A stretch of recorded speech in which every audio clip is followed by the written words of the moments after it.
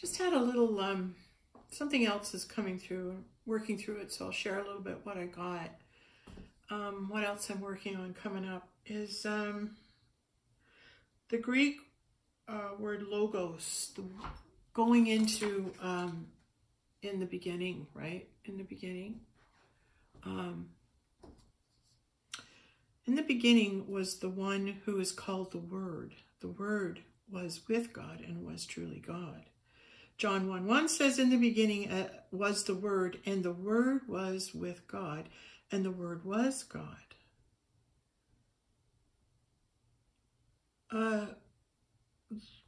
Logos became more of a reference in Greek. It came to refer not to some abstract entity, but to a thing, even a person. The idea that the Word of God could be a person, could be the Word, it could manifest into physical body. Could the Word, the wisdom, the logos that was in the beginning, could that Word that was spoken mean that every word that is spoken is God? And that God's Son, man, is the spoken word of God. Because when Jesus spoke, he created things and miracles came out. So he was speaking as God on earth in a body. Yeah, just the idea about being a person, and that this is the actuality of it. When you speak, it's God speaking. So I wrote a lot of stuff down here, but I just was reviewing some of the passages and about what they say were the signs of the Messiah coming. And the signs of the Messiah coming were written in the written word. In other words, the written word was a prerequisite for the coming of the Christ, because it was prophesying the coming of the Christ. So the Old Testament is the planting of seeds for the Messiah. The New Testament is the actualization that the seeds took root, and the tree that grew is the Christ. From those seeding thoughts, the tree that grew became the Christ. And I was just looking over the passages and the 7 things they say how we'll know it's the Christ. And I gotta say, like, there was a few things that struck me as true out of those 7 things. Christ would be a descendant of Abraham, Genesis 12:3-6. The Messiah would come from the house of David and take his throne, Jeremiah 25:5-6. The Messiah would be born of a virgin, Isaiah 7:14. Now, I'm going to tell you, when I came to that, I knew it was rhetoric. I knew it was planted there. I knew it was a preconceived, directly planted to throw you off track, put in there so you would fall off track, because they made it an impossibility. But what they really did was count on our ignorance of what the virgin birth was. And you want to set yourself straight on the virgin birth, you watch Joseph Campbell, because Joseph Campbell assures us that a virgin birth can come through the ear, as Mary received the word from Gabriel that she'd bear the Son of God, or Buddha, the mother, received that he would come in through her side, and that's where he would come into being.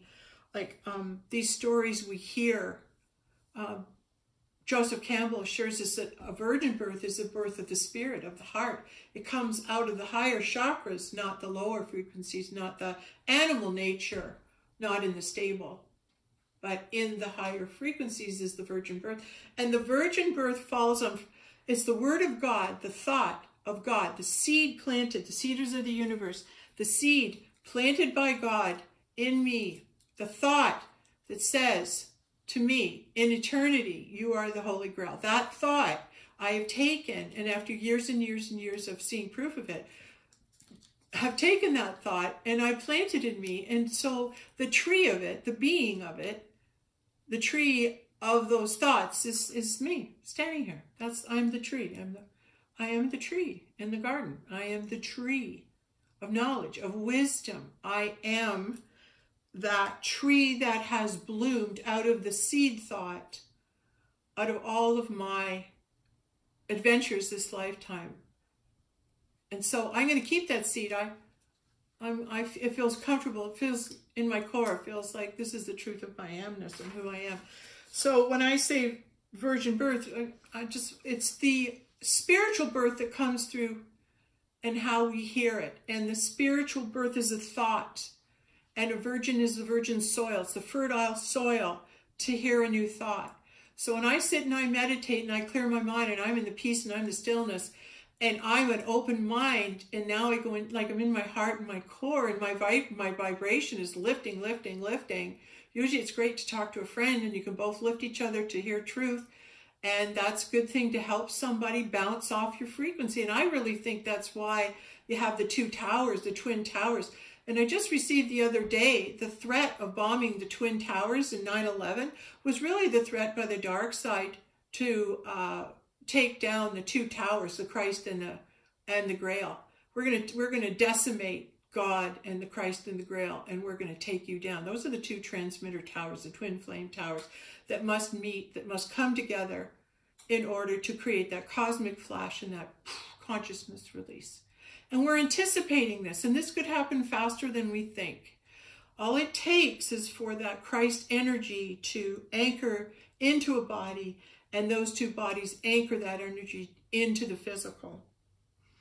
But I'm thinking, you know, these 7 things they say, I haven't done enough research. But what I really didn't like was the 7th thing, there'd be a loss of children's lives. Now, come on. What's that got to do with the coming Messiah? How would they associate the death of children with his coming? Oh, this would be happening around that time?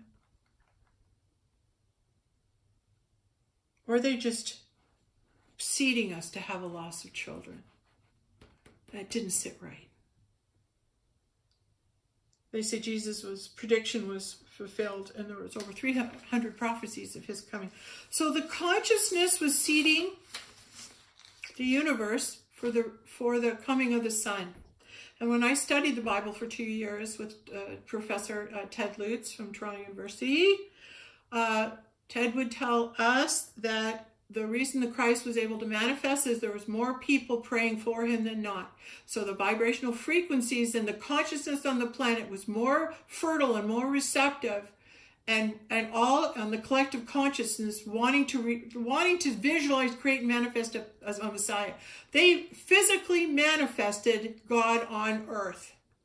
And that's what's happening now. We are lifting our frequency so high, so high, so high, so high, so high, so high, so high. We also are coming into collective consciousness unity, where it's possible that as a collective consciousness we can recreate and bring back the Messiah. And that's how it is achieved, through that vibrational frequency and collective uplifting of consciousness. There's things that are going to keep coming out, and as they do, I'll do my best to share what I receive when I receive it. But yeah, there's still lots coming through, and I'm very grateful I was able to speak with you today. And yeah, no agendas, just I think I'm just working on myself, being patient and breathing in and enjoying this moment, because the truth is, if I just sit and be still, I'll get all the signals that are going to guide me to witness the return and experience Christ in a physical body. And at that point, if I do, and you don't hear from me for 3 months, it's because I'm on my honeymoon.